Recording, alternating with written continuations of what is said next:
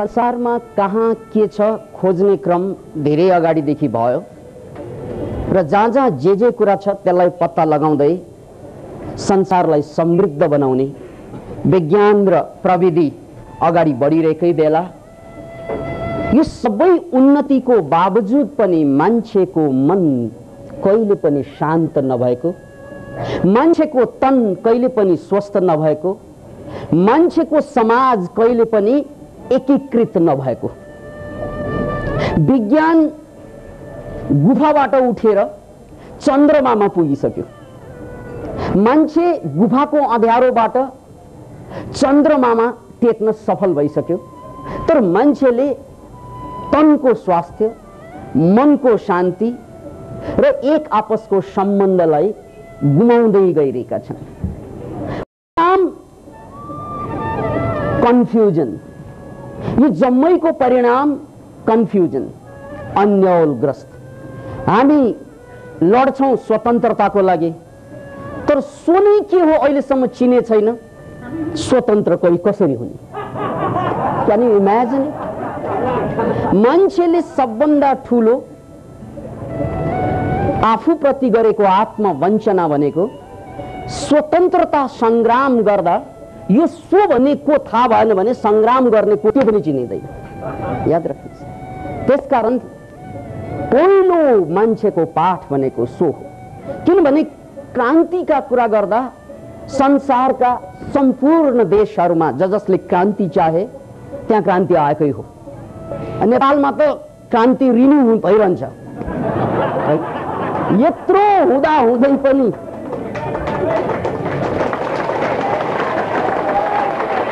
मान्छे कहिले अन्यलबाट मुक्त भएको देखिएका छैन। मान्छे कन्फ्युजनबाट बाहिर आएको हामी देख्दैनौँ। किन भन्नाले मूल समस्या नै मान्छेले आफूलाई चिनेन। यो नेपालको मात्र कुरा गरेको होइन, बसेर त नेपालमै कुरा गरेको, तर हेरेर संसारलाई बनेको। यो नेपालको मात्र होइन, यो धरहरा पार्टी प्लेसको मात्र होइन, र यो हाम्रो राजनेताज्यूसँग सम्बन्धित कुरा मात्रै पनि होइन। यो संसारसँग सम्बन्धित तपाईसँग मसँग। किन भन्नाले बुश प्रशासनको पनि कन्फ्युजन त्यस्तै हो, या चाहिँ रसियाको चाहिँ प्रशासनको समस्या पनि त्यस्तै हो। संसारमा कुन देश छ जहाँ मान्छे कन्फ्युजनबाट मुक्त छन् भनेर जनमत गर्न अथवा पोलिङ गर्न थाल्यो भने हामी त्यस्तो देशै पाउँदैनौँ। संसारै कन्फ्युजनमा छ। राजनीतिक व्यवस्था विभिन्न देशमा विभिन्न छन्, आर्थिक अवस्था विभिन्न देशमा विभिन्न छन्, सामाजिक रूपरेखा विभिन्न देशमा विभिन्न छन्, तर एउटा कुरामा भने हामी समान छौँ, वी अल आर कन्फ्युज। एकताका संसारलाई हलचल मचाउने दर्शन शास्त्रको नाउँ थियो कन्फ्युसियनिजम। कन्फ्युसियसले डेभलप गरेको कन्फ्युसियनिजमलाई त्यो बेला संसारकै महान दर्शन मध्ये एउटा मानिन्थ्यो। अब कन्फ्युसियस बितेको त कहिले कहिले, अहिले संसारको सर्वमान्य दर्शन बनेको छ कन्फ्युजनिजम। हामी जम्मै कन्फ्युजन छौँ। सबै मान्छेहरू प्रगतिको बावजुद, क्रान्तिको बावजुद, सबै उपलब्धिको बावजुद पनि भ्रान्तिमा छन्। Can you imagine? नभएसम्म त त्यो पाउनु खुब ठुलो रहर लाग्ला हामीलाई, पाएपछि कन्फ्युजन मेटिँदैन अनि फेरि पाउन अर्कै चिज खोज्छन्। किन भन्नाले मूल समस्या मान्छेको कन्फ्युजन हो, अन्यल।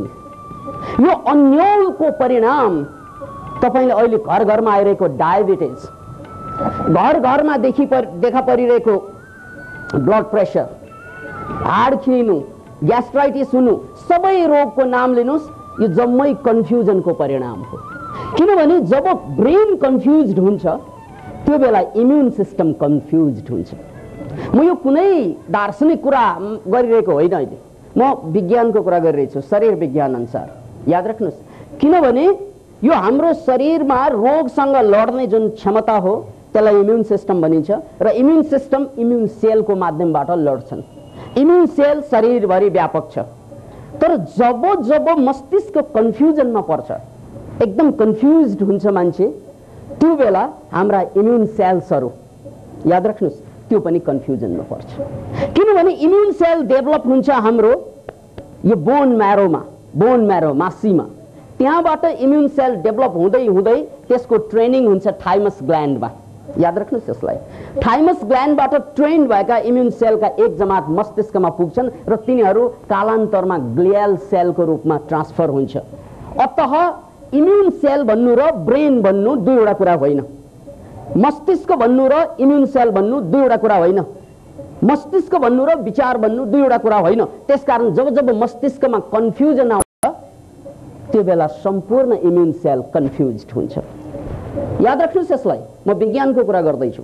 जब जब तपाईँ अन्योलग्रस्त हुनुहुन्छ त्यो बेला तपाईको इम्युन सेलहरू अन्योलग्रस्त हुन्छ। अन्योलग्रस्त भएपछि बाहिरबाट आएका कीटाणु, भाइरस, ब्याक्टेरिया या शरीरभित्रै जन्मेका विकारलाई सिद्ध्याउने कि नसिद्ध्याउने भन्ने कुरामा ऊ पनि कन्फ्युज। भाइरस पसिरहेछ, सिद्ध्याउने कि नसिद्ध्याउने, किन मेरो मालिकै कन्फ्युज छ, म किन कन्फ्युज नहुँ। अर्डर आएको छैन माथिबाट, यी माथिबाट अर्डर, यी माथि भनेको यहाँ। किन भन्नाले यदि तपाईँ हेल्थी हुनुहुन्छ भने ब्याक्टेरिया भित्र पस्यो, भाइरस भित्र पस्न साथ माथिबाट अर्डर आउँछ, ल सिद्धिन्छ। तर जब कन्फ्युज हुन्छ सिद्ध्याउने कि हजुर भनेर सोधिन्छ, पक्न यार म कन्फ्युज छु भने ऊ पनि कन्फ्युज। अनि स्वास्थ्य कन्फ्युजनमा पर्यो तर कीटाणु कन्फ्युजनमा छैन। फेरि they know where to go. याद राख्नुहोस्, उनीहरूलाई क्लियरली थाहा छ कहाँ जानु छ, के गर्नु छ। They just know. उनीहरूलाई क्लियरली थाहा छ। त्यसकारण कीटाणुहरू क्लियर अनि हामीहरू कन्फ्युज। वाह! परिणाम रोग। परिणाम यो अहिले चाहिँ संसारमा, यो नेपालको कुरा मात्र होइन, पुरा संसारको जुन रोग यति ऱ्यापिडली बढिरहेछ यो कन्फ्युजनकै परिणाम हो। तपाईलाई थाहा छ अहिले संसारमा प्रत्येक 35 सेकेन्डमा एकजना मान्छेले आत्महत्या गर्छ। Can you imagine it? Every 35 second. यो भनेपछि एकजनाले गरिसक्यो। तपाईले देख्नु भएन, त्यो बेग्लै कुरा। अर्को गरिसक्यो लग्नु है। हाँस्नु ज्याला अर्कोले गर्यो। Can you imagine?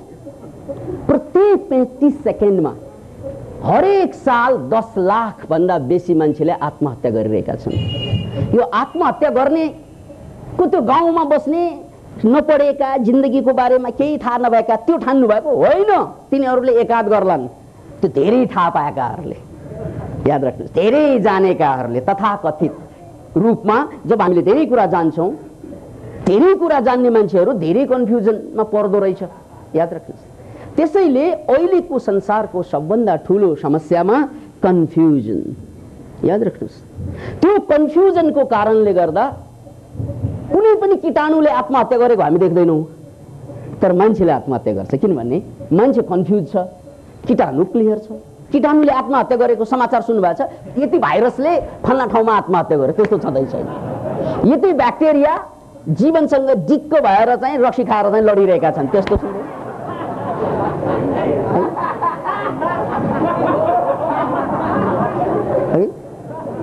कतै पनि यस्तो देख्दैनौँ हामीहरू, सुन्दैनौँ यस्तो समाचार। They are clear. तर हामी यति कन्फ्युज, हरेक पल्ट समाचारमा हामी चाहिँ आत्महत्याको, हत्याको, युद्धको समाचार सुनिरहेका छौँ। अतः हाम्रो जीवनको लागि सबभन्दा ठुलो कुरा स्वतन्त्रता हो, त्यसमा शङ्का छैन। यो आध्यात्मिक शब्दावली हो, स्वतन्त्र। तन्त्र भनेको एक्सपान्सन अफ कन्सियसनेस एउटा अर्थ।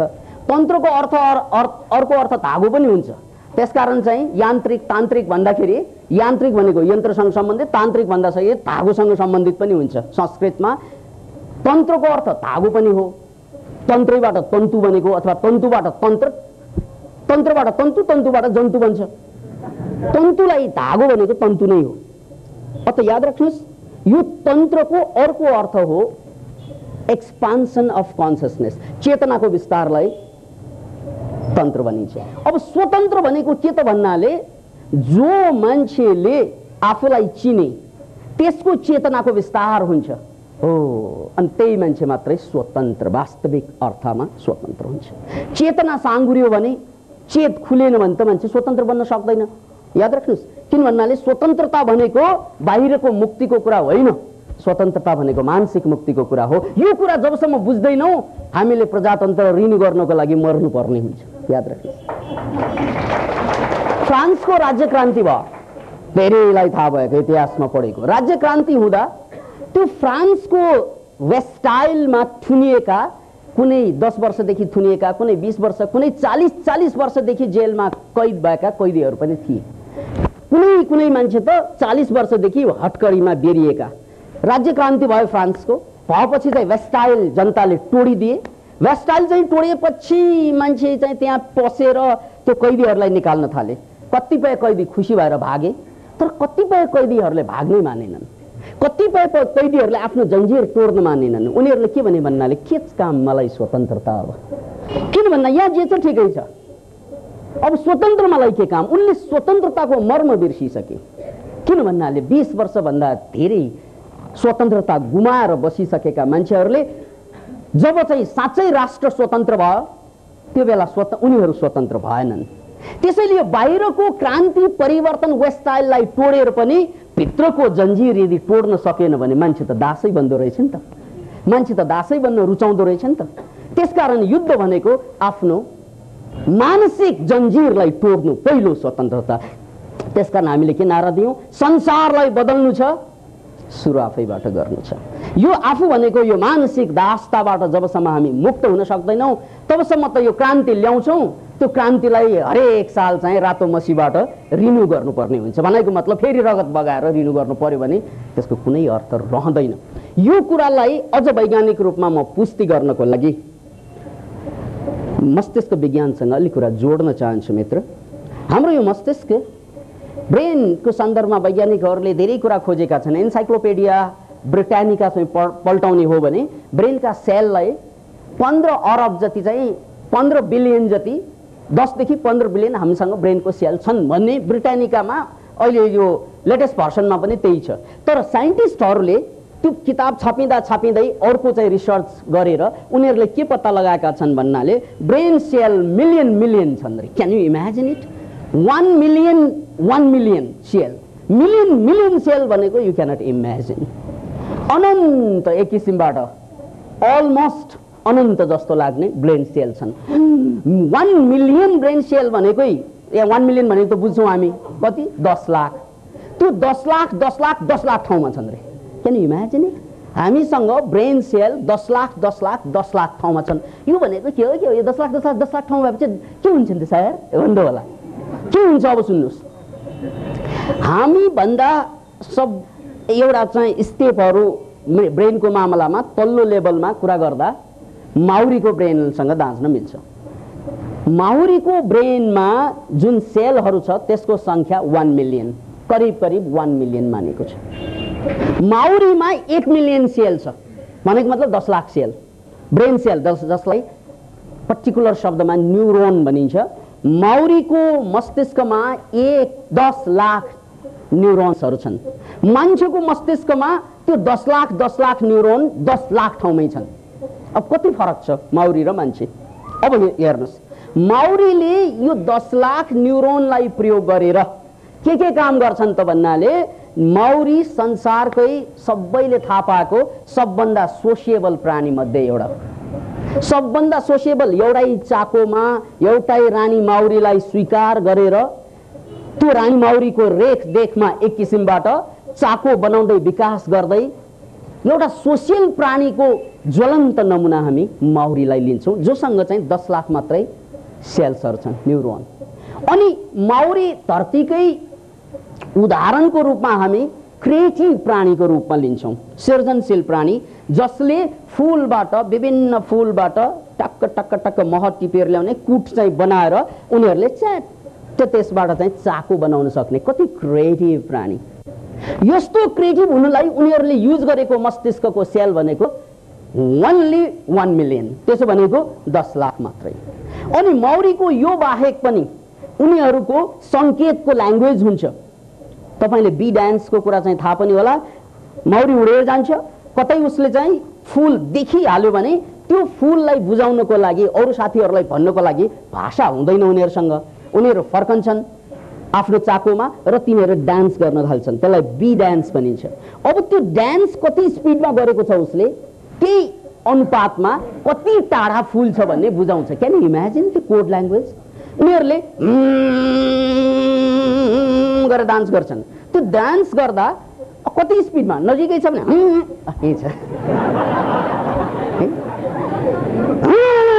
थाल्यो भने टाढा टाढा फुल्छ भनेर बुझ्यो। हामीले त्यसरी सङ्केतको भाषा त प्रयोगै गर्न बिर्सिसक्यौँ। त्यसकारण यहाँ टेलिफोन र सञ्चार माध्यम अवरुद्ध हुने हो भने एउटा जुलुस पनि निकाल्न नसक्ने भइसक्यौँ। Can you imagine?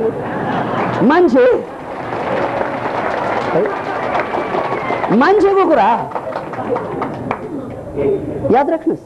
तर जबकि त्यो माउरी जसले मात्र 10 लाख, धेरै होइन, 10 लाख ब्रेनको सेल प्रयोग गरेर त्यो ल्याङ्ग्वेज बनाएर बसेको छ, त्यो सङ्केतको भाषा, त्यहाँ चाहिँ वायरलेस छैन, टेलिफोन छैन, इन्टरनेट छैन, केही पनि छैन, मोबाइल पनि छैन, क्या है तेरा मोबाइल नम्बर पनि छैन, क्या है तेरा स्टाइल नम्बर पनि छैन, केही पनि छैन। तर त्यो उनीहरूको चाहिँ सङ्केतबाट उनीहरूले फुल चाहिँ टक टक चाहिँ लोकेट गर्न सक्नु। हेर्नु चाहिँ क्रिएटिभिटी अनि कम्युनिकेसन, यही हो। यति राम्रो कम्युनिकेट गर्न सक्नु, क्यान यु इमेजिन इट? हामीले गर्न सकिरहेका छैनौँ त्यस्तो कम्युनिकेसन। हामीलाई चाहिँ साधन चाहिन्छ त्यसको लागि। माउरीसँग त्यो क्षमता जुन हामीले देखिरहेका छौँ त्यो अद्भुत क्षमता। त्यसबाहेक पनि माउरीसँग बडो गजब गजबका कुरा छन्। यो पनि कुरा सुन्नुहोस्, माउरीको आँखाले धेरै रङ्ग देखिँदैन। किन भन्नाले 10 लाख सेलले पुग्दैन धेरै रङ्ग देख्नको लागि। हामीले जति रङ्ग देख्छौँ सबै रङ्ग देखिँदैन। कतिपय प्राणीले रातो रङ्ग देख्दैनन्, कतिले चाहिँ हरियो देख्दैन, कतिपय प्राणी यस्तो छ सबै ब्ल्याक एन्ड व्हाइट मात्रै देख्छन्। त्यस्तो पनि किन भन्नाले त्यसको लागि मस्तिष्क पावरफुल हुनुपर्छ, त्यो छैनन्। यति सीमित 10 लाख सेलमा उनीहरूको कम्युनिकेसन गजब छ, उनीहरूको कोअपरेसन गजब छ, उनीहरूको क्रिएटिभिटी गजब छ। 10 लाख सेलभित्र यति चलाइरहेका छन् भने मान्छेसँग 10 लाख सेलको 10 लाख ठाउँमा भएर अहिले कन्फ्युजनमा छ। Can you imagine? के भइरहेको यो? माउरीले जति ब्रेन युज गरे त्यति पनि गरेनौँ हामीले। Can you imagine? हामी त माउरी भन्दा तल पुगेनौँ र त्यसकारण त्यसको मह खाएर ढकार्छौँ। याद राख्नुहोस्। अतः सबभन्दा ठुलो कुरा ज्ञान यसबाट सिक्नुपर्ने यो मान्छेको अपमानको कुरा होइन, यो मान्छेको सम्भावनाको उजागर हो। मैले स्वतन्त्रता सोसँग जोडेँ नि, हामीले आफूलाई चिनेनौँ। हामीले यसलाई कसरी लिनुपर्छ भने 10 लाख जाबो सेलमा कम्युनिकेसन सम्भव छ, क्रिएटिभिटी सम्भव छ, अनि चाहिँ एक आपसमा प्रेमपूर्वक बस्न सम्भव छ, है, मिलेर बस्न सम्भव छ 10 लाख सेलमा। भने 10 लाख ठाउँमा सेल भएका, ब्रेन सेल भएका हामी प्राणीले चाह्यो भने के गर्न सक्दैन त्यसको हिसाबै छैन। त्यसैले हामीले धेरैपल्ट भन्यौँ कि मान्छेले अहिलेसम्म आफ्नो मस्तिष्कको कति भाग प्रयोग गर्दै आइरहेका छन् भने 1% भन्दा कम। अरे क्यान यु इमेजिन इट? हामीले हेर्दा त हामीले खुब बुद्धि लगाए जस्तो लाग्छ कि हाम्रो बुद्धि लगाइ भनेको यो सम्पूर्ण मस्तिष्कको 1 भाग भन्दा पनि कम भन्ने कुरा अर्को एक्सपेरिमेन्टले बताइरहेछ। जेम्स एलेनले त आजभन्दा 100 वर्ष अगाडि के भनेका थिए भने मान्छेले आफ्नो मस्तिष्कको 5% मात्रै युज गर्छ, 95ले त युजै गरेन। जेम्स एलेन जस्ता विश्वविख्यात साइकोलोजिस्टको कुरा थियो त्यो। तर अहिले आएर चाहिँ वैज्ञानिकहरूले के भन्न थालेका छन् भने जेम्स एलन चाहिँ गलत हो। किन भन्नाले रिसर्चले बताछ 1% भन्दा कम मात्रै युज गर्छन् मान्छेले आफ्नो ब्रेन। यो कुरा माउरीसँग दाँज्यौँ भने हामी बढी क्लियर हुन्छौँ। अतः अब मनोक्रान्तिमा आउँ। के त मनोक्रान्ति भनेको? हामीले मनोक्रान्ति भन्नुको कारण के त भने माउरीलाई साक्षी राख्नुहोस्, ब्रेनको 1% भन्दा कमले मात्रै हामीले काम लिइरहेका छौँ। त्यसैले ब्रेन बारे तपाईलाई साइन्टिफिकल्ली धेरै डिटेलमा जान्नु छ भने डाक्टर रजर स्पेरीलाई पढ्नुहोस्।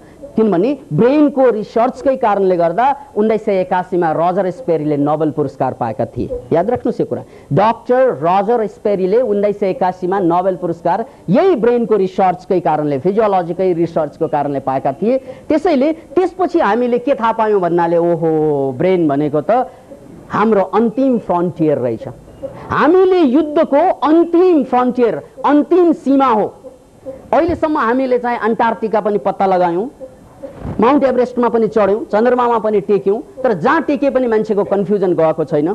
तर यदि उनले आफूलाई निहाल्ने हो भने, यदि ऊ आफूभित्र पस्ने हो भने उनले खोजेका सम्पूर्ण कुराहरू उनैभित्र छन्। उनैभित्र, किन भन्नाले उनैभित्रको कुरा नबुझेको कारणले नै परिणाम स्वरूप हामीलाई रोग आएको हो। अहिले चाहिँ घर घरमा रोग, घर घरमा चाहिँ मानसिक तनाव, यो जम्मै आफूलाई नचिन्नाले, आफूलाई नबुझ्नाले। त्यसैले आफूलाई चिन्नु, आफूलाई बुझ्नु र बुझेपछि त्यसलाई सदुपयोग गर्नलाई नै हामीले मनोक्रान्ति भनेका छौँ। मनोक्रान्तिको अर्थ नै यति नै हो कि संसारलाई बदल्नु हामी जम्मैको लक्ष्य हो, सबैको लक्ष्य। देशलाई बदल्नुपर्छ, विश्वलाई बदल्नुपर्छ, तर त्यसको सुरुवातको बिन्दु, प्रस्थान बिन्दु के त आफू हुनुपर्छ, टार्गेट आफू हुनुपर्छ।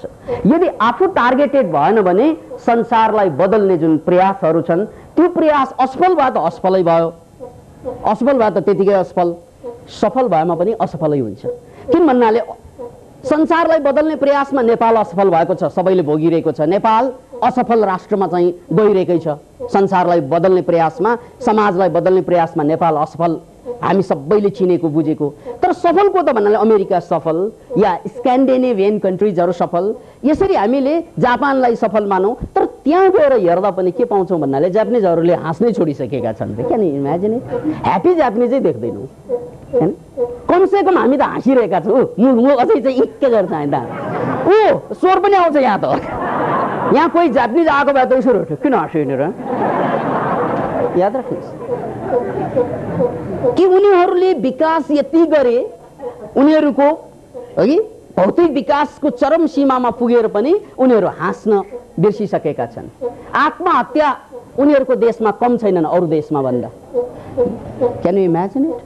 त्यसैले हामीले यहाँ आत्मसाक्षी राखेर भनिन्छ नि, के कुरा बुझ्नुपर्छ भन्नाले वास्तवमा मान्छेको अन्तिम क्रान्ति भनेको त स्वयंसितको क्रान्ति हो, स्वयंको मानसिकताको परिवर्तन हो। यही परिवर्तनलाई बुझाउनको लागि हामीले यसलाई धार्मिक गन्ध नहोस्, किनभने धर्म भनेको सम्प्रदायमा विभक्त हुन्छ। धर्म भनेपछि एउटा धर्म समातेपछि अरू धर्मसँग उसको चाहिँ लिन दिनु हुँदैन। त्यसैले हामीले यसलाई माइन्ड टेक्नोलोजीसँग जोड्यौँ है।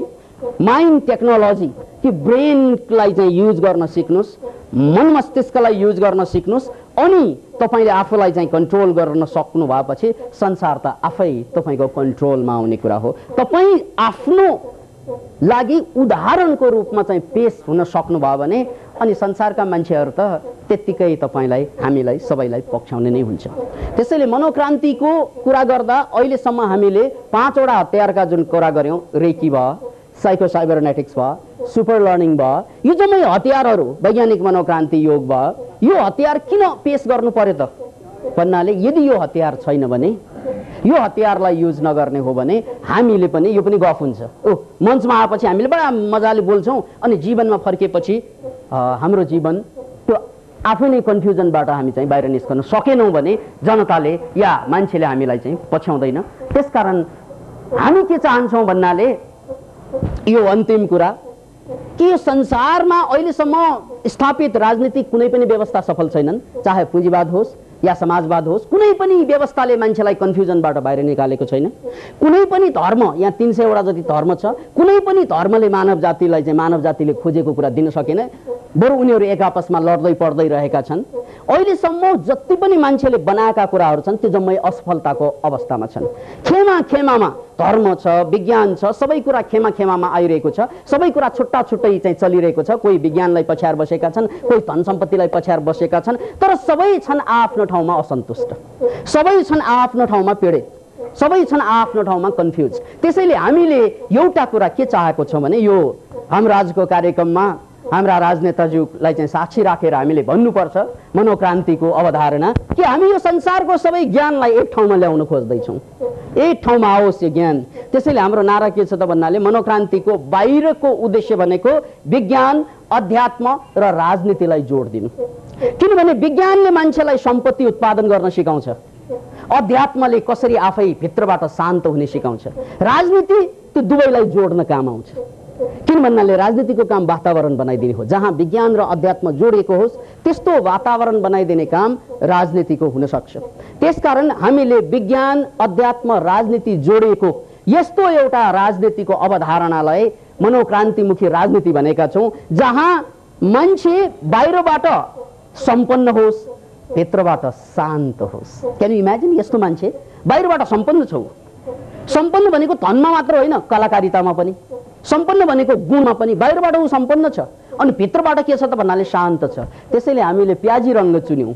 यसको अर्थ के त? रातो र पहेँलो मिसिएको, रातो र नीलो मिसिएको। यसको अर्थ के त भन्नाले बाहिर हामी क्रान्ति चाहन्छौँ तर भित्र शान्ति। किन भन्नाले भित्रै अशान्त भयो भने त्यो क्रान्तिको कुनै अर्थ लाग्दैन। त्यसकारण नारै के छ, बाहिर क्रान्ति भित्र शान्ति, यही हो मनोक्रान्ति। त्यसैले बाहिरको क्रान्ति सतत रूपमा जारी रहनुपर्छ। क्रान्ति भने हो परिवर्तनशीलता हो, त्यो सतत रूपमा जारी रहनुपर्छ। तर भित्र त्यो क्रान्ति जारी रहँदा पनि हामी बिल्कुलै शान्त हुनुपर्छ। यसको एउटा म एक्सट्रिम उदाहरण पेश गर्न चाहन्छु महाभारतबाट। युधिष्ठिर युद्ध लड्दै थिए, भालाले आफ्नो शत्रुलाई हान्न पुग्दा त्यो शत्रु जो मर्दै थिए उनले रिसाएर युधिष्ठिरको मुखमा थुकिदिए। अब मर्नै परेपछि खुट्टै तानेर मरौँ न। युधिष्ठिरको महाराजको मुखमा थुकिएपछि त आनन्द पनि आउँछ, आत्मसन्तोष, मरे पनि थुकेर मरे मैले, कसको युधिष्ठिरको मुखमा थुक्ने म भने यमराजलाई चाहिँ व्यवहार विवरण त दिन्थ्यो होला। अनि त्यसपछि चाहिँ उनले थुकेपछि युधिष्ठिरले झन्डै हान्न लागेको, ल के भएको, उसले भाला फालेर म तँलाई भोलि मार्छु भन्छ बा। क्यान यु इमेजिन, झन्डै मार्नु लागेको, थुकेपछि भाला फाल्छ उनले के भन्छ, तँलाई भोलि मार्छु। अचम्म लाग्छ। अनि त्यो पनि राजै थिए, कुनै देशको राजा। उनले के भने, धर्मराज तपाईँले मलाई मार्न खोजेकोले थुकेको, अनि अहिले भाला फाल्नु भयो, किन धर्मराज? उनले धर्मराजले जुन जवाफ दिए हेर्नुहोस् है, मलाई रिस आयो के आज भन्छ। क्यान यु इमेजिन इट, मलाई रिस उठ्यो। किन भन्नाले रिसमा तिमीलाई मैले मारेँ भने पाप लाग्छ मलाई यसको। क्यान यु इमेजिन इट, यदि रिसमा मैले तिमीलाई मारेँ भने पाप लाग्छ मलाई। पापको अर्थ के? त्यो पाप भनेको शब्द चाहिँ बडो, यो पनि कोड हो, यसलाई म डिकोड गर्छु। पापको अर्थ के त भन्नाले म रिसमा झ्याम मार्दिएँ भने त्यो रिस मेरो संस्कार बन्छ, टेप बन्छ। जस्तै कम्प्युटरमा हामीले प्रोग्राम सेट गर्छौँ नि, फिट गर्छौँ प्रोग्राम, नयाँ प्रोग्राम फिट गर्छौँ। बस रिसमा कसैलाई मैले हिर्काएँ मारेँ भने त्यो मार्ने सेट बन्छ। अनि पछि त त्यतिकै पनि रिस उठ्यो कि मारौँ, रिस उठ्यो कि अब मार्ने, त्यो प्रोग्राम बन्छ। तपाईँ कम्प्युटर र ब्रेनलाई जोडेर हेर्नुहोस् है, कम्प्युटरमा पनि के हुन्छ त भन्नाले एउटा प्रोग्राम तपाईँले फिट गरेपछि, जस्तै कुनै कम्प्युटरमा टिबेटन ल्याङ्ग्वेज त पढ्दैन उसले, तर टिबेटन भाषाको एउटा सफ्टवेयर चाहिँ टक्क चाहिँ राखिदिनु भयो भने अनि टिबेटन रिडिङ गर्छ त्यसले। त्यस्तै तपाईँ रिसाएर कसैलाई मर भनेर जाममा हानिदियो भने अथवा हत्या गरिदियो भने के हुन्छ, पाप लाग्छ अरे। उनको भाषा पाप, म तपाईँलाई यसलाई डिकोड गर्दैछु। त्यो बेला सफ्टवेयर बन्छ के, हत्या सफ्टवेयर बन्छ। अनि त मन परेको मान्छेलाई पनि खिचेको गरी मोरा जाम, याद राख्नु। त्यसकारण मान्छे मार्न सुरुमा साह्रै गाह्रो हुन्छ मान्छेलाई, मान्छे मार्न साह्रै गाह्रो हुन्छ मान्छेलाई सुरुमा, पछि मान्छे नमारिकन बस्नै सक्दैन मान्छे, याद राख्नुहोस्। तपाईँलाई थाहा छ स्टालिनले कम्युनिजम आइसकेपछि पनि त्यही कम्युनिस्टहरूलाई मारेर कम्युनिस्टहरूलाई माथि शासन गरे। Can you imagine it. लेनिनको पालामा मान्छे मारिनु लजिकल भनौँ न, उनीहरूको भाषामा लजिकल, किन भन्दा क्रान्तिको लागि क्रान्ति विरोधीलाई मार्ने। तर कम्युनिजम आइसकेपछि पनि लाखौँलाई सिद्ध्याउनु हुँदा ट्रट्स्की जस्ता त्यही कम्युनिस्ट खेमाका, त्यही कम्युनिजमको लागि जिन्दगीभर मरेका लडेकालाई लखेट्दै मार्न लगाइदिए। ल किन भन्नाले पाप लाग्यो कि स्टालिनलाई, किन भन्नाले संस्कार बन्यो। याद राख्नुहोस्, युधिष्ठिरको कुरा त्यही थियो।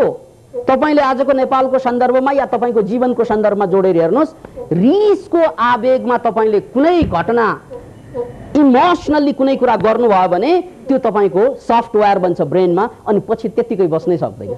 किनभने पछि रिस आउँछ, रिस आएपछि के गरे थिए, हाने थिए, ल अहिले पनि पालो हान्ने, के प्रोग्राम बन्यो।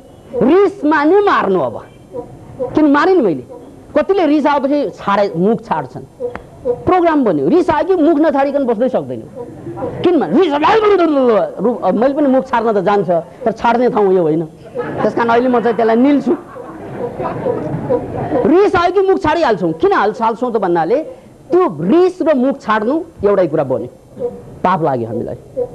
अतः युधिष्ठिरले ठिक भनेका थिए, तँलाई म भोलि मार्छु तँलाई, किनभने आज मलाई रिस आइसक्यो। रिसमा मैले मारेँ भने मलाई पाप लाग्छ, अनि जिन्दगीभर मार्ने। यसलाई शास्त्रीय भाषामा कर्मबन्धन भनिन्छ, कर्मबन्धन।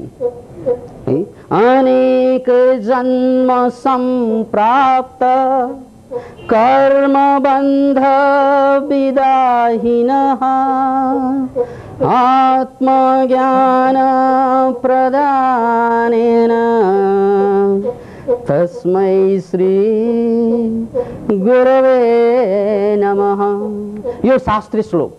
अनेक जन्म सम्प्राप्त कर्म बन्ध विधाहीन, हामी त जन्म जन्मको कर्म बन्धनमा झेल्दै आएका। त्यसकारण हामीलाई रिस उठ्यो कि अथवा खुब खुसी लाग्यो कि इमोसनल भयो कि हामी बिग्रिहाल्छौँ। ल एकचोटि अहिले सबै शान्त हो कि हामी जम्मै शान्त, एक बोतल रक्सी भिराइदिनुहोस् अनि कति शान्त थाहा हुन्छ। को कति शान्त थाहा अहिले पाइँदैन मित्र। एक बोतल रक्सी खुवाउने रङशालामा छोडिदिने हामीलाई। अनि वास्तविक रूपमा को कति धार्मिक, को कति आध्यात्मिक, को कति राजनैतिक त्यही थाहा हुन्छ सबैको। किन भन्नाले अहिले त हामीले कन्ट्रोल गरेर बसेका छौँ विचार बुद्धिले। रक्सी खाएपछि विचार बुद्धि रक्सीले बगाएर लान्छ बाढीले। अनि त कहिल्यै ननाच्ने मान्छे चाहिँ गरेर थाल्छ, कहिल्यै ननाच्ने कहिल्यै नगाउने मान्छे सबभन्दा बढी मञ्चमा गएर चिचाइरहेको हुन्छ। कहिल्यै झगडा नगर्ने मान्छे डर छेर भयो कि झगडा भनेपछि टाप ठोक्ने मान्छे त्यो बेला पाखुरा सुर्केर मञ्चमा गएर घाँटी समातेको देख्छौँ हामी। किनभने याद राख रक्सी खाएपछि। त्यसैले एउटा कुरा के बुझ्नुपर्छ भन्ने हामीले मनभित्र जे कुरा छ त्यो कुरा निस्काल्ने हो रक्सीले। त्यसकारण मान्छेको पहिचान रक्सी नपिकन हुँदैन मित्र। म एकदमै साँच्चै भनेको कुरा। तपाईँले ट्राई गर्नुहुन्छ भने तपाईँ कतिको बेवकुफ हुनुहुन्छ कि अथवा तपाईँ कतिको बुद्धिमान शान्त, तपाईँको धार्मिकता कहाँ पुग्यो? एक बोतल रक्सी खानुहोस्, 2-4 जनालाई साक्षी राख्नुहोस् है। अनि चाहिँ टेप रिकर्ड चाहिँ एकदम धेरेर तपाईँ के बोल्नुहुन्छ त्यो पनि भर्ने, भिडियो मुभी चाहिँ एकजनालाई खिचाउनुहोस् हो र त्यो दिनमा एक बोतल रक्सी खानुहोस्। अब तपाईँले जे गर्नुहुन्छ त्यो शैतान तपाईँभित्र छ भनेर पत्ता लाग्यो।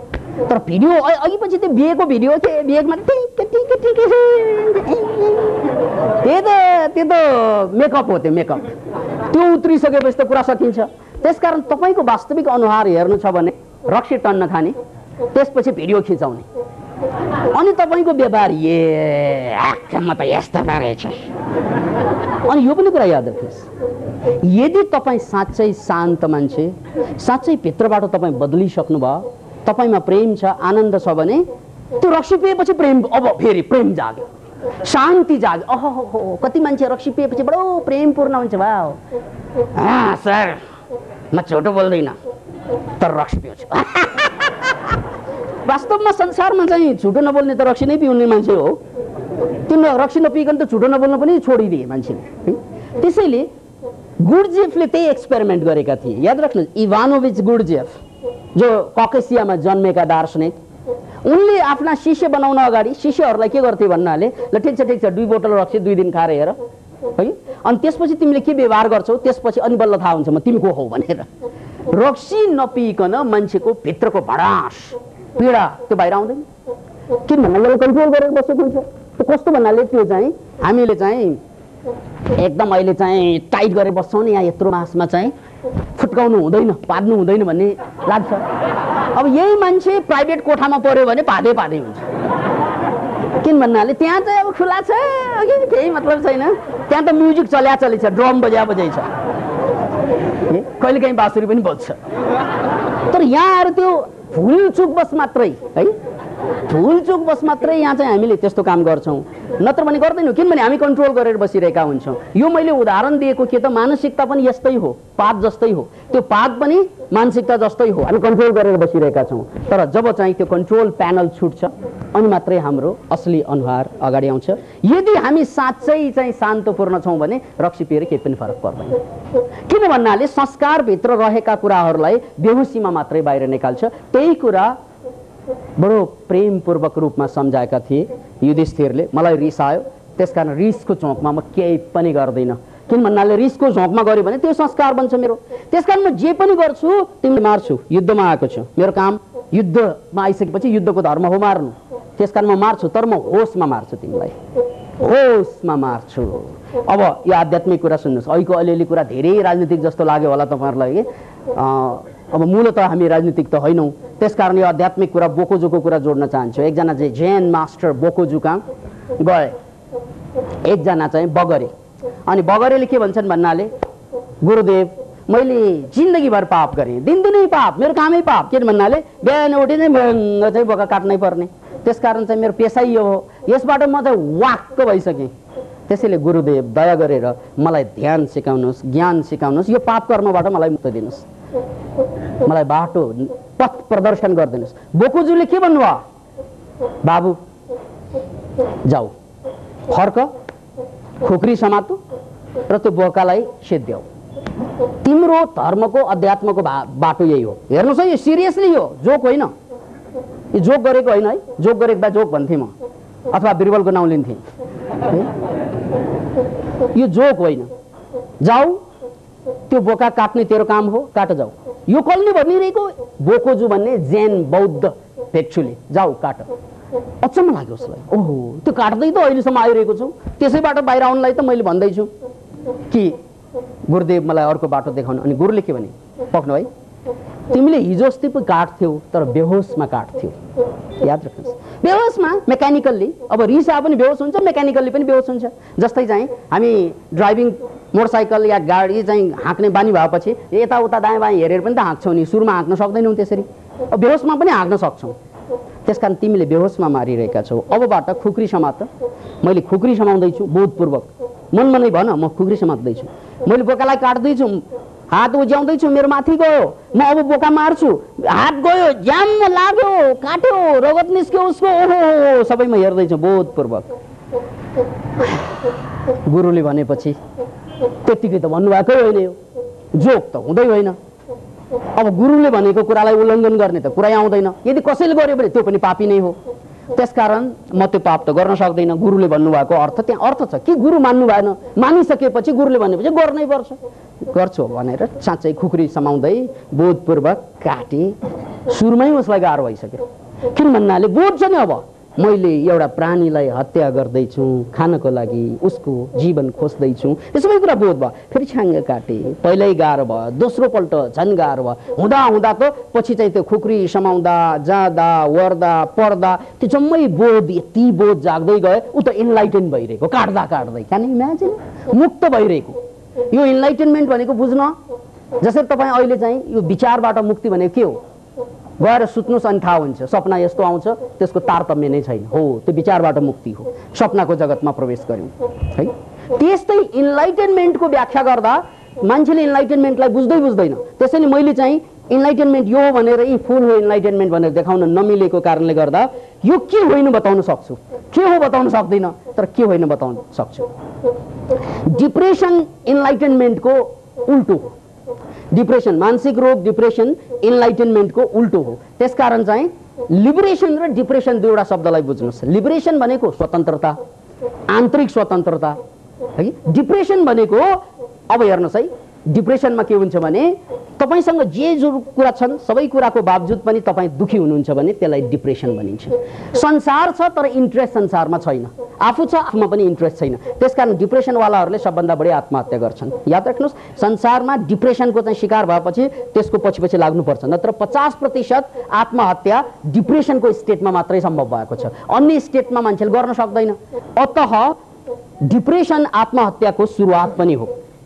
याद राख्नुहोस्। अब यो डिप्रेसन माने के त भन्नाले मसँग धन छ, पद छ, प्रतिष्ठा छ। अस्ति मात्रै एकजना नेपालको सचिवले आत्महत्या गरेको समाचार तातै छ कि सबै छन् नि उनीसँग केही कमी छ। हामी त्यो ठाउँमा पुग्नको लागि लोकसेवा आयोगमा लड्दैछौँ। ऊ लोकसेवा आयोगमा लडेर जितेर पनि चाहिँ परलोकमा पुगिसकेका छन्, किन लोकसेवा भन्दा परलोक सेवा चाहिँ ठुलो कुरा देखे उनले। यो डिप्रेसनको परिणाम हो। त्यसकारण एउटा कुरा याद राख्नुहोस्, यदि तपाईँ हामीलाई डिप्रेसनको समस्याले सताउन थाल्यो भने उल्टो प्रब्लम के आउन थाल्छ त्यो कुरालाई याद राख्नुहोस्। जे छ त्यसमा चाहिँ पीडा हुनु, जे छ त्यसले चाहिँ दुःख दिन्छ, पीडा दिन्छ, यो डिप्रेसन भयो। अब अकारण दुःख आउनु डिप्रेसन, अकारण आनन्द आउनु लिबरेसन। हेर्नुहोस् है, इन्लाइटेनमेन्ट भनेको अब तपाईँले डिप्रेसनलाई साक्षी राखेर बुझ्नुहोस्। जसरी एउटा मेन्टल स्टेट यस्तो छ मान्छेको अकारण दुःखै दुःख मात्रै हुन्छ, त्यस्तै मेन्टल स्टेट यस्तो पनि हुन्छ मान्छेको अकारण सुखै सुख मात्रै हुन्छ। That is liberation, enlightenment. अब हामी कस्तो भन्नाले हामी अकारण दुखी पनि हुँदैनौँ, अकारण सुखी पनि हुँदैनौँ। हामीलाई दुःख हुनलाई पनि कारण चाहिन्छ, सुखी हुनलाई पनि कारण चाहिन्छ। त्यसकारण हामी जनता जनार्दन, किन भन्नाले हामीलाई चाहिँ एउटा चाहिँ पोजिटिभ घटना घट्यो भने वाउ पोजिटिभ याहू गर्छन्, अनि नेगेटिभ घट्यो भने गर्छौँ। ओहो, किन भन्नाले हामी जनता, हामी सामान्य मान्छे, हामी एक कदम अगाडि गयौँ, हाम्रो मानसिकता एक कदम उठ्यो भने के हुन्छ, एनलाइटेन्ड हुन्छौँ अनि अकारण सुख हुन्छ हामीलाई। एक कदम झऱ्यो भने के हुन्छ? डिप्रेसन हुन्छ। याद राख्नुहोस्, मान्छे बीचमा छ, अहिले हामी जम्मै बीचमा छौँ। यो भन्दा एक कदम अलि जोडसँग धक्का तपाईँको मस्तिष्कमा लाग्यो भने या त तपाईँ डिप्रेसनको शिकार हुनुहुन्छ या त तपाईँ लिबरेसनको, अब शिकार त भन्नु भएन, लिबरेसनको स्वाद चाख्नुहुनेछ। त्यसकारण एक कदम मान्छेको अगाडि लिबरेसन, एक कदम पछाडि डिप्रेसन। त्यसैले याद राख्नुहोस्, खुकुरी समाउँदै खुकुरीबाट काट्दै त्यो बोध जाग्दै जाग्दै गएपछि त्यो बोधकै कारणले गर्दा ऊ लिबरेट भयो। केबाट लिबरेट त भन्नाले liberation from the mind, freedom from oneself, आफैबाट मुक्ति। मेरो विचारबाट, मेरो तर्कबाट, मेरो बुद्धिबाट, मेरो डरबाट, मेरो भयबाट। यो विचार बुद्धिको तर्क पनि हामी बुझ्दैनौँ। एउटा कुरा चाहिँ बुझ्ने काम भनौँ, संसारमा सबभन्दा शक्तिशाली मान्छे त्यो हो जसलाई लोभले छुँदैन, भयले चाहिँ भयभीत पार्न सक्दैन। मान्छे बर्बाद हुनुको कारण के त? कि ऊ लोभी हुन्छ कि ऊ भयभीत हुन्छ। भयले उसलाई सिद्धाइदिन्छ, लोभले उसलाई सिद्धाइदिन्छ। यो लोभ र भय विचारबाट आउँछ है। विचार गरेपछि ओहो कति पाउँछ मैले, टेक्निकल क्यालकुलेटर, फाइदा यो लोभ मैले अब त म खत्तम भएँ भनेर चाहिँ यो डर। यो भय र लोभबाट सञ्चालित हुने मान्छे, यो भय र लोभबाट सञ्चालित हुने मान्छे खस्क्यो भने डिप्रेसन, र यो भय र लोभबाट मुक्त भयो भने द्याट इज लिबरेसन, इनलाइटनमेन्ट। त्यसकारण मनोक्रान्ति भनेको यही फ्रिडम फ्रम वान सेल्फ, आफै भित्रबाट लिबरेसनतिर जाने बाटो भएकोले हामीले आफूलाई बदलौँ, आफू लिबरेट हौँ र साथसाथै संसारलाई, देशलाई पनि लिबरेट गर्नुपर्छ। त्यसैले यो विज्ञान, अध्यात्म र राजनीतिको जोड हो। हामीले मनोक्रान्ति पत्रिका निकालेका छौँ, दोस्रो इस्यु निस्किसकेको छ। नारै छ त्यसको, विज्ञान, राजनीति र अध्यात्मको त्रिवेणी हो यो। किन भन्नाले अहिलेसम्म मान्छेले यो ब्लेन्डलाई देखेनन्, अहिलेसम्म यसलाई चाहिँ जोड्न खोजेनन्। अब हामी संसारको सबै चिजलाई चाहिँ जोड्न खोज्दैछौँ। यसरी जोडिएको खण्डमा मात्रै हामी भौतिक रूपमा, मानसिक रूपमा र आध्यात्मिक रूपमा पनि उन्नत जीवन बाँच्छौँ। र त्यो जीवन भनेकै सायद धरतीको सबभन्दा अर्थपूर्ण जीवन होला। अब यो त व्याख्यान भयो। अब यहाँ आजै मात्र पाल्नुभएका, किन भन्नाले हरेक शनिबार यहाँ यस्तै भिड लाग्दा 75% साथीहरू पुरानो भए पनि 25% चाहिँ नयाँ नयाँ आइरहनुहुन्छ यहाँ। र उहाँहरूलाई पनि मैले सूचना दिनुपर्छ कि यसलाई हामीले प्र्याक्टिकल्ली ल्याउनको लागि नै वैज्ञानिक मनोक्रान्ति योग र मन्त्र योग भनेर साधना हामीले राखेका छौँ। र त्यो निःशुल्क कार्यक्रम आज पनि नक्खीपोट, पाटनको नक्खीपोटमा, ललितपुर जिल्लाको नक्खीपोटमा हामीले कार्यक्रम गर्दैछौँ। र त्यसमा यहाँहरूलाई यो निःशुल्क कार्यक्रममा स्वागत छ। किन भन्नाले यो त लिबरेसनको कुरा भयो। यति कुरा मात्रै लिएर गयो भने यही बन्धन बन्छ, फेरि बुझेन भने यसैबाट डिप्रेसन हुन्छ। त्यसकारण यसलाई चाहिँ सार्थक बनाउनुको लागि साधनामा आउनुपर्छ। त्यो साधनाको लागि यहाँहरूलाई हामीले खुला गरेका छौँ। स्वागत छ। धन्यवाद। यो हाम्रो गुरुजीको सर्वाधिक बिक्री हुने किताबमा पर्छ। अहिलेको परिस्थितिमा मान्छेलाई स्वस्थ रहनको लागि नभई नहुने अस्त्र हो यो नयाँ स्वास्थ्य रहस्य।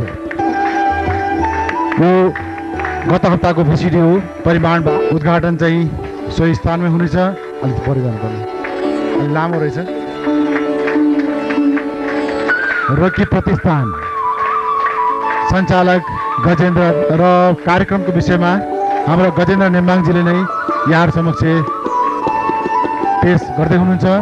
त्यसको लागि उहाँले आफ्नो छोटो मन्तव्य प्रस्तुत गर्दै हुनुहुन्छ।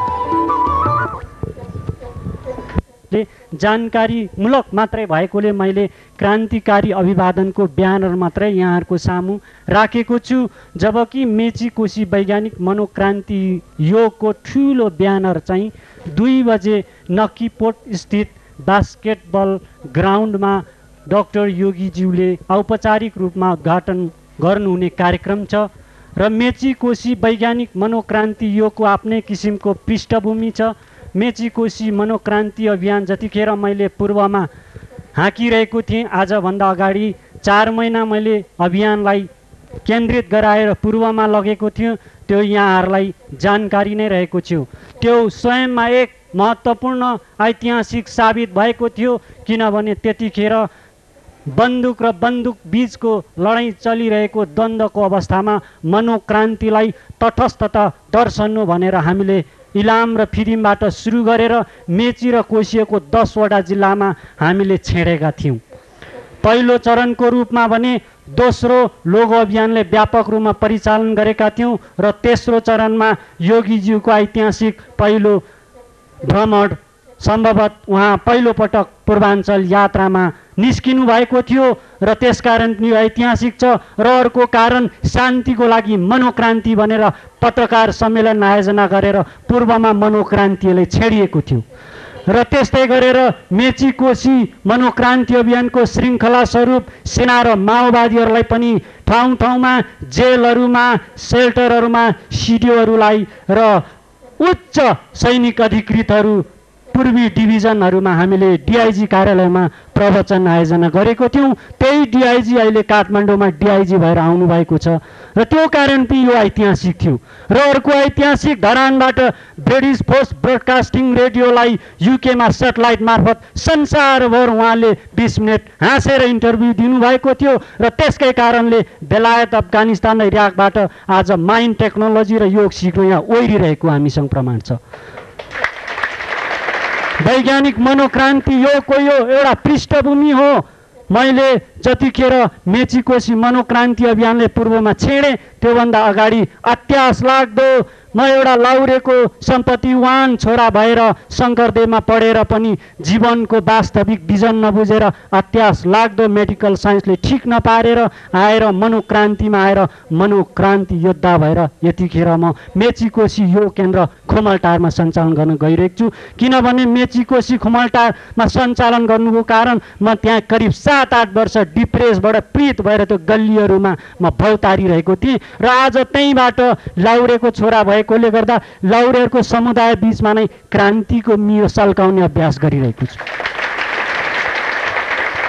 2048 सालतिर गिरिजा प्रसाद कोइराला प्रधानमन्त्री हुँदाखेरि म प्रजातन्त्र र नेपाललाई सुन्दर बनाउने अभियानमा काङ्ग्रेसको प्रतिबद्ध नेवी सङ्घको युवा भएर दौडिरहेको थिएँ। त देशमा राजनेताहरूको घिनलाग्दो चलखेल र नातावाद कृपावादको कारण मैले राजनीतिलाई छोडेँ र त्यो राजनेताको पछि दगुर्दाखेरि म डिप्रेस र दिशाविहीन भएँ। त्यसकारण अब मनोक्रान्तिमुखी राजनीति विज्ञान र अध्यात्म जोडिएको राजनीतिमा साथीहरूलाई पुर्याउने वातावरण सिर्जना गर्दैछु र मेची कोशी मनोक्रान्ति अभियानलाई म यहाँ फेरि एकपटक जोड दिन चाहन्छु कि जतिखेर पूर्वमा इलाम फिरीमा जानुभन्दा अगाडि मैले त्रिपुरेश्वर काठमाडौँ लगायत नक्खीपोटमा मैले के अरे मनोक्रान्ति लोगोलाई लेखिरहेको थिएँ। त्यतिखेर त्यहाँका एकजना गोर्खा मेजर साहबले मलाई हकार्नु भयो कि लोगो लेखिसकेको थिएँ र मनोक्रान्ति लेख्दै गर्दा मनो पुग्दाखेरि उहाँले मलाई थर्काउनु भयो र त्यो त्यतिकै छ, त्यो क्रान्ति हुन सकेन। र त्यसको पछाडि 3-4 महिना पछाडि योगीज्यूलाई त्यहाँ लानको लागि मैले त्यहाँको सम्बन्धित व्यक्तिहरूलाई ग्राउन्डलाई मैले मागेँ। ग्राउन्डलाई माग्दाखेरि मलाई त्यहाँको जिम्मेवार जो गोर्खा मेजरसम्म भएका थिउन् उहाँहरूलाई थाहा छैन मनोक्रान्ति भनेको, उहाँहरूले अर्को मलाई झापड दिनुभयो। त्यो झापड थियो एउटा बाहुनवादको पछाडि दगुर्ने तिम्रो लोगो भन्दा त्यो प्रेम ओमानन्दको ठिक छ, त्यसकारण तिमी हामीलाई we reject you go out, हामी त्यो हल दिँदैन भनेर उहाँहरूले भन्नुभयो। म करुणासम्म केही हदसम्म पुगेको मान्छे, त्यसकारण उहाँहरूको अस्तित्वलाई म स्वीकार गर्छु र मैले उहाँहरूलाई प्रेमपूर्वक धन्यवाद दिँदै बिदा भएँ। र त्यसको 3-4 दिन पछाडि मैले एउटा पत्र मनोक्रान्ति अभियानको लेटर प्याडमा छाप लगाएर उहाँहरूलाई मैले दिएको छु र त्यो उहाँहरूले पढेपछि अहिले त्यो हल दिन उहाँहरू राजी हुनुभएको छ। 3000 रुपियाँमा मैले त्यो हल स्तरीय भएर होइन, मनोक्रान्तिको आगो सल्काउन र त्यहाँ मनोक्रान्तिको आगो दन्काउन र हाम्रो उपस्थितिले प्रभावशाली बनाउनको लागि त्यो हल 3000मा मैले आज बुक गरेको छु, जुन 3 घण्टाको लागि 3000 तिरिँदैछ। के लेखेँ त मैले त्यस्तो चिठी? Thank you. Respected sir DM बकिम बीटी तावा मकरदोज लिम्बू एक्स आर्मिज विशाल चोक विषय रिगार्डिङ फर्गिभनेस टु मी। नमस्ते sir, Today I am realizing that you have minded over my negligence. I had done a major mistake writing Manokranti symbol on the walls and poles at your prohibited areas, because I was unknown that this place has been more sensitive than another places, and you are here. I have to respect your statements. I tried to delete it with the help of Penterman, but could not be easy to delete. So mamas, please excuse me for this one time, and I promise that like these major mistakes will not be repeated again by me. Finally, I am managing to bring Dr. Yogi Bikasananda at Nakipot, Khumaltar, Tikkedewal for valuable speech to address the people of this area. So I request your help to hand over sports stadium for a day afternoon on rent. I hope that you will get opportunity to know about the need and importance of this symbol and Manokranti philosophy. Thank you very much, Gajendra Nembang. जहाँ हामी मनोक्रान्तिको height र वेटलाई बढाउनको लागि र दुख्याचारलाई किनारा लगाउनको लागि र यो देशमा मनोक्रान्तिको ज्वालालाई दन्काउनको लागि मैले चालेको कदममा तपाईले आफ्नो कामलाई पोस्टपोन गरेर पनि आज त्यहाँ तपाईको उपस्थिति जरुरी छ, किनभने तपाईको उपस्थितिले पनि गलत मान्छेहरूलाई जवाब मिल्न सक्छ। त्यसकारण म गजेन्द्र नेम्बाङ होइन, मनोक्रान्ति योद्धाको हैसियतले तपाईहरू सबै आज नखीपोटमा ओर्लेर तातो घाममा 3 घण्टा साधना र प्रवचन र मैले उनीहरूलाई उपस्थितिको लागि त्यो एरियाको 700 जनालाई मैले कार्ड पठाएको छु, कार्ड बाँडेको छु। जताततै पसलमा 700 वटा कार्ड र म अब यहाँबाट गएर ट्याक्सी रिजर्भ गरेर म त्यो एरियाभरि माइकिङ गर्दैछु। त्यहाँ तपाईको उपस्थिति तपाईकै लागि र मनोक्रान्तिको लागि चिर कल्याण छ। Thank you very much. र उहाँ स्वयं पनि म गाउँमा बस्ने सामाकोसीमा कहिलेकाहीँ कुरा सुन्थेँ, तर म वास्तवमा त्यो समयमा मलाई त्यति ज्ञान थिएन। र मेरा साथीहरूले जुन यहाँ आउने मौका दिनुभयो र मैले 1 घण्टा आधा 45 मिनटको बिचमा धेरै यो सन्दर्भमा जान्ने मौका पाएँ। यसको निम्ति मलाई आमन्त्रण गर्नुहुने साथीहरू र किताब विमोचन, नयाँ स्वास्थ्यको रहस्यबारेका किताब विमोचन र सिडी को विमोचन गर्ने पनि जुन मौका पाएँ, त्यसको निम्ति यहाँका सम्पूर्ण सम्बन्धित साथीहरूलाई हार्दिक रूपबाट आभार व्यक्त गर्न चाहन्छु। र वास्तवमा सम्पूर्ण क्रान्ति या सम्पूर्ण परिवर्तनको प्रस्थान बिन्दु भनेको मनोक्रान्ति नै हो। जबसम्म आखिर मनभित्रबाट हामी एउटा निश्चित दिग्दर्शन आफूलाई कुन यात्रामा कसरी लाने भनेर ठोस निष्कर्ष निकाल्न सक्दैनौँ, त्यतिसम्म हाम्रो जीवनको यात्रा होस्, राजनीतिक यात्रा होस्, आध्यात्मिक यात्रा होस्, अथवा यो राष्ट्रिय अथवा अन्तर्राष्ट्रिय जीवनका विभिन्न यात्रा सुरु गर्दाको प्रस्थान बिन्दुमा मानसिक रूपबाट हाम्रो जबसम्म दृढ निश्चय हुँदैन, त्यति बेलासम्म हाम्रा यात्रा सफल हुन सक्दैन। किनभने अहिले सृजना भन्नुहोस् या विध्वंस भन्नुहोस्, यी दुईटै कुरा पहिला मनबाट सुरु हुन्छ। मनैबाट सुरु भएर विध्वंसका कामहरू सुरु हुन्छन् र मनैबाट मान्छेले ठुल्ठुला सृजनाका कामहरू गर्न सक्छन्। अहिले मैले यहाँ भर्खरै 2टा अत्यन्त महत्त्वपूर्ण एक्जाम्पल्सहरू मलाई लाग्यो, दृष्टान्तहरू। गुरुले विकास आनन्दजीले जो जसरी भन्नुभयो कि आखिर युद्ध धर्ममा मान्छेले मान्छेसँग लड्नुपर्छ, लड्दा कि मार्छ कि मर्छ। तर त्यो मार्ने या मर्ने संकल्प लिएर अगाडि बढ्दाखेरि पनि मानसिक रूपबाट आवेगमा आएर कार्य गर्दाखेरि त्यो युद्ध धर्मभन्दा अलग भयो। त्यसकारण कुनै पनि निर्णय गर्दा हामीले मानसिक रूपबाट आवेगमा अथवा त्रास र भयबाट, आश र कुनै कसैको डरबाट हामी कुनै पनि निर्णय नलिउँ र त्यस्तो आश र त्रास मुक्ति प्राप्त गर्नको निम्ति सबभन्दा पहिले हामीले आफ्नो मनलाई नै नियन्त्रण गरेर एउटा निश्चित दिशा दर्शन कसरी सृजना गर्न सक्छौँ र त्यो मानसिक रूपबाट आफूलाई सन्तुलित राख्नको निम्ति, नियन्त्रित राख्नको निम्ति र एउटा स्वतन्त्र मान्छे बन्नको निम्ति मनोक्रान्तिले जुन एउटा बाटो अख्तियार गरेको छ, जसरी सार्वजनिक रूपले यत्रो साथीहरू, त्यसमा पनि खास गरेर युवा साथीहरूको जमात म धेरै देख्छु, यो एउटा मलाई लाग्छ हाम्रो राष्ट्रिय जीवनको यात्रामा अत्यन्त ठुलो महत्त्वपूर्ण यात्रा हुनसक्छ र यसले सम्पूर्ण रूपबाट राष्ट्रिय विकृतिहरू हटाउनको निम्ति यसले ठुलो मद्दत गर्छ भन्ने मलाई लाग्छ। जबसम्म हामीले आफ्नो मनभित्रको दृढ निश्चयबाट भएका विकृतिहरू, समाजमा रहेका जुन किसिमका कुरीतिहरू छन् अथवा सामाजिक रूपबाट रहेका अन्यायहरू छन् अथवा सामाजिक रूपबाट रहेका अपराधी प्रवृत्तिहरू छन्, त्यो प्रवृत्तिसँग लड्नको निम्ति हामीले सबभन्दा पहिला मानसिक रूपबाट आफूलाई तयार गर्नुपर्ने हुन्छ र त्यस्तो मानसिक रूपबाट आफूलाई तयार गर्नको निम्ति मलाई लाग्छ मनोक्रान्तिले एउटा नयाँ दिग्दर्शन, एउटा नयाँ समाज सिर्जना गर्नको निम्ति अत्यन्त ठुलो योगदान दिन सक्छ भन्ने कुरामा म अत्यन्त विश्वस्त छु।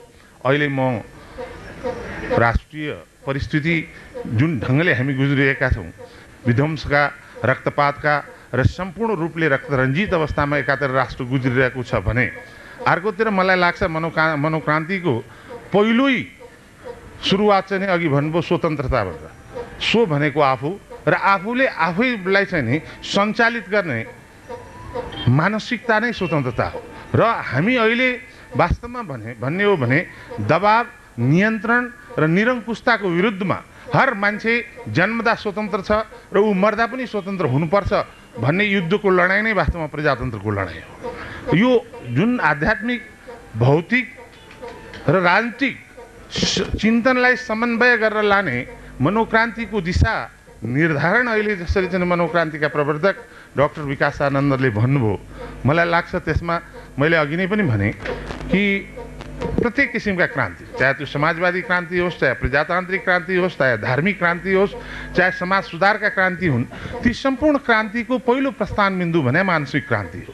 र त्यो मानसिक क्रान्तिले जन्माउने व्यक्ति के हुन्छ भने ऊ सुँगे सिँगे स्वतन्त्र भएर, भयमुक्त भएर, त्रासमुक्त भएर र कसैको आशमुक्त भएर समाजलाई चाहिँ बदल्न चाहने प्रवृत्तिको विकास भयो भने मलाई लाग्छ त्यो विकासले राष्ट्रिय जीवनका हरेक पक्षमा नयाँ आयाम त थप्छ। हामी प्रजातन्त्रको निम्ति जो लडाइँ गरिरहेछौँ, सङ्घर्ष गरिरहेछौँ, युद्ध गरिरहेछौँ, त्यसलाई पनि यसले ठुलो बल मद्दत मिल्छ भन्ने कुरा मैले पूर्ण रूपले विश्वास ल्याएको छु। किनभने मान्छेले जब आफूलाई चिन्न थाल्छ, मान्छेले जब आफ्नो स्वतन्त्र अस्तित्व र सम्मानको सम्बन्धमा उसले चाहिँ गर्व गर्न थाल्छ, जब उसले झुट र अन्यायको विरुद्धमा झुक्नुहुन्न भन्ने मनस्थिति, सत्यको निम्ति लड्नुपर्छ भन्ने मानसिकता जन्मन्छ, त्यो मानसिकता र त्यो लडाइँ नै प्रजातन्त्रको लडाइँ हो। र हामीले लडिरहेको लडाइँ पनि त्यही हो। भएका होलान् गल्तीहरू भएका छन् र हामीले आखिर यो मान्छेको जीवन भने पनि गल्तीबाट आफूलाई सुधार्दै फेरि सत्यको खोजी गर्ने प्रक्रिया मान्छेको जीवनको पनि प्रक्रिया हो। र झन् प्रजातान्त्रिक पद्धतिको त प्रक्रिया थिए। प्रजातन्त्र भने नै वाद, प्रतिवाद र संवाद, त्यसको समन्वयबाट निष्कर्ष जो निकल्छ त्यही प्रजातन्त्र हो। जसरी मनोक्रान्तिमा पनि तपाईँले मानसिक रूपबाट एउटा विचार, अर्को विचार, सत्य असत्यलाई छुट्याएर यो सत्य भनेर चाहिँ ठम्याउने प्रवृत्ति नै मानसिक यो मनोक्रान्तिले दिग्दर्शन गर्ने बाटो हो जस्तो लाग्छ। हुन त मैले आजै भर्खर सुनिरहेको छु मनोक्रान्तिको, त्यति धेरै ज्ञान छैन, अल्पज्ञानी भएर त्यो सम्बन्धमा बोल्नुभन्दा सुन्नु राम्रो हो भनेर मैले सिकेको छु है। तैपनि त्यति हुँदै पनि मलाई एउटा विश्वास के छ भने मनोक्रान्तिले समाज बदल्नको निम्ति त्यो समाजका विभिन्न पक्षहरू, राजनीतिक पक्ष, सामाजिक पक्ष, धार्मिक पक्ष, आर्थिक पक्ष, अहिले चाहिँ नि समाजमा चाहिँ निस्किएका चाहिँ नि समावेशी हर जात, धर्म, संस्कृति क्षेत्रलाई पनि राष्ट्रिय जीवनका मूल धारमा कसरी समावेश गरेर नेपालको हिमालको खोजमा बस्ने नेपाली हुन्, पहाडका कन्दरामा बस्ने नेपाली हुन्, तराईका समथर र झुपडीमा बस्ने नेपाली हुन्, या काठमाडौँका ठुला महलमा बस्ने नेपाली हुन्, हर नेपाली नेपाली हो र त्यो नेपाल आमाको छोरो। उसले समान रूपबाट अंशियार, साझेदार र समान रूपबाट आफ्नो अस्मिता र स्वाभिमानलाई कायम गर्न सक्नुपर्छ राष्ट्रिय जीवनमा। त्यो लडाइँ लड्नको निम्ति हामी अहिले त्यसलाई चाहिँ राजनीतिक भाषामा समावेशी प्रजातन्त्र भनिरहेछौँ, अथवा अझ त्यो भाषामा आर्थिक, सामाजिक र सांस्कृतिक रूपान्तरण गरेर सामूहिक समावेशीपनको सिर्जना गर्ने कुरा भनिरहेछौँ। त्यो मलाई लाग्छ त्यो मनोक्रान्तिले सुरु गर्छ। त्यो मनोक्रान्तिले के भन्छ भने म मान्छे, त्यो पनि मान्छे, जात भने केही पनि होइन, हामी सबै मान्छे हौँ, आत्मवत् सर्वभूतेषु, हरेक मान्छे मान्छे हो र त्यसलाई सम्मान गर्नुपर्छ भन्ने जान्ने कुरा त यो र हाम्रो समावेशी प्रजातन्त्रको कुरा पनि मनोक्रान्तिले नै सिकाउँछ। त्यस कारणले आजको प्रवचनबाट म साँच्चै प्रभावित भएको छु। अब फुर्सद निकाल्ने त्यसलाई कति पढ्न पाउँछु मलाई थाहा छैन, त यसले समष्टि रूपबाट मैले अघि नै पनि भने सम्पूर्ण क्रान्तिको प्रक्रियाको मनोक्रान्ति पहिलो प्रस्थान बिन्दु हो। मान्छेले आफूभित्र परिवर्तन नगरी आफ्नो मानसिक रूपबाट आफूलाई चाहिँ एउटा दृढ निश्चय र स्वस्थ बनाउन नसकिकन समाज र राष्ट्रको निम्ति योगदान दिन सक्दैन। त्यसकारणले आफूले आफैलाई स्वस्थ मानसिक रूपबाट चिन्तनशील र सत्यको निम्ति विवेकको ऊर्जा दिने काम जो मनोक्रान्तिले गर्छ, मलाई लाग्छ समष्टि रूपबाट राष्ट्रिय जीवनमा परिवर्तनको लडाइँको निम्ति पनि यसले योगदान पुर्याउनेछ भन्ने मलाई विश्वास छ। म डाक्टर विकासानन्दलाई आदरणीय गुरुलाई चाहिँ म विश्वास दिलाउन चाहन्छु, मैले तपाईँले गर्न लागेको क्षेत्रमा काहीँ कुनै पनि किसिमको सहयोग गर्न सक्ने भए भने मेरो सम्पूर्ण सहयोग तपाईँलाई हुनेछ। र मैले अघि नै पनि भने हरेक मान्छेको आफ्ना आफ्ना क्षेत्र हुन्छ। यो मनोक्रान्तिको क्षेत्रमा म अल्पज्ञ र सिकारु हुँ, केही सिकेँ। त्यसको निम्ति सबै साथीहरूलाई धन्यवाद दिँदै म तपाईँहरूसँग बिदा हुन्छु। धन्यवाद। जय नेपाल।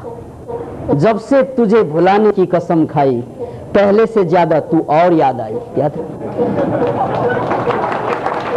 त्यसकारण युद्ध यो होइन कि हामी नकारात्मक कुरालाई हटाउँ, युद्ध त यो हो सकारात्मक कुरा जीवनमा कसरी जोड्ने। यो उल्टो उल्टो कुरा खोज्छौँ हामीहरू। त्यसकारण त जिन्दगीभर गुलाम बन्छौँ 1% भन्दा कम मान्छेको। झुट हो यो, नकारात्मक कुरा आफ्नो ठाउँमा छ। तपाईले सकारात्मक कुरा जोड्ने कोसिस गर्नुहोस्, सकारात्मक संस्कारको विकास गर्नुहोस्, नकारात्मक आफै विदा भएर जान्छ। अझ राम्रो हुन्छ नकारात्मक कुरा। याद राख्नुहोस्, असल मान्छेको बायोग्राफी नै हुँदैन। के लेख्ने, सबै राम्रै काम गरेछ, कामै छैन। हाम्रो बायोग्राफी नबिक्नुको कारणै त्यही, किन एउटै गतिलो चाहिँ काम गरेको पनि छैन, अगतिलो काम गरेको पनि छैन। तपाईँलाई थाहा छ दुनियाँका खुखार मान्छेको बायोग्राफी साह्रै बिक्छ। जस्तो हिटलरको बायोग्राफी मेन क्याम्प संसारमा सबभन्दा बढी बिक्ने किताबमा पर्छ। जबकि त्यो हिटलरले लेखेकै होइन, कसैले लेखिदिएको भन्ने कुरा आइरहेछ, तै पनि बिक्छ। किन भन्नाले त्यहाँ नराम्रो कुरा धेरै छन्। क्या नराम्रो कुरा धेरै गऱ्यो भने त बिग्दो रहेछ नि त, है। त्यसकारण तपाईँले त्यो बिक्ने खालको एउटै काम गर्नु भएको छैन अहिलेसम्म। अनि यो पनि कुरा याद राख्नुहोस्, जो मान्छेले नराम्रो काम गर्ने जमर्कै गर्दैन, उसले राम्रो काम गर्ने पनि जमर्को गर्दैन। यो पनि याद राख्नुहोस्। जो मान्छे खस्नलाई डराउँछ उठ्नलाई पनि डराउँछ। याद राख्नुहोस् यसलाई। ती कापुरुषहरू, कायरहरू, बेवकुफहरू, जाहिलहरूका जमातलाई तपाईँ समाज भन्नुहुन्छ, जो खस्न डराउँछन्। त्यसकारण समाज कहिल्यै उठ्दैन। 5000 वर्षको इतिहासमा समाज कहिल्यै उठेन, मान्छे उठे, समाज उठेन। समाज त जहिले पनि सुत्या सुत्यै छ, उठ्दैनन् समाज। याद राख्नु, उठ्ने त तपाईँ हो।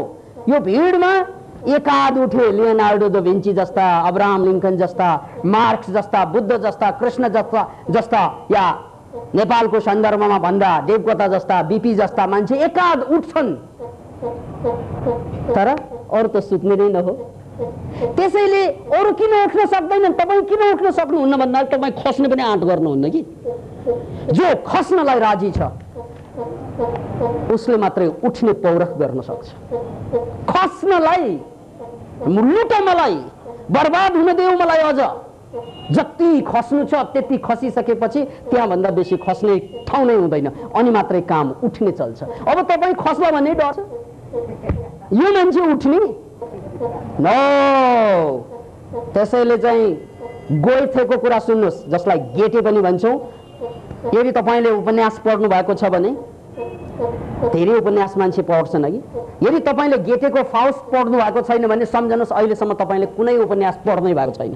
फेरि एकपल्ट सुन्नुहोस्, यदि तपाईँले गेटेको फाउस्ट पढ्नु भएको छैन भने तपाईँले अहिलेसम्म पढ्नु भएको कुनै उपन्यासै होइन भनेर चिन्नुहोस्। गेटेले एक ठाउँमा बडो मार्मिक भाषामा यही कुरा भनेका हुन्, दुस्साहस गर्नुहोस्। किन भन्नाले साहसले ज्ञान जोडेर ल्याउँछ, कर्म जोडेर ल्याउँछ, र जसले दुस्साहसै गर्न सक्दैन उसले त भएको साहस पनि लिएर मर्छ। त्यो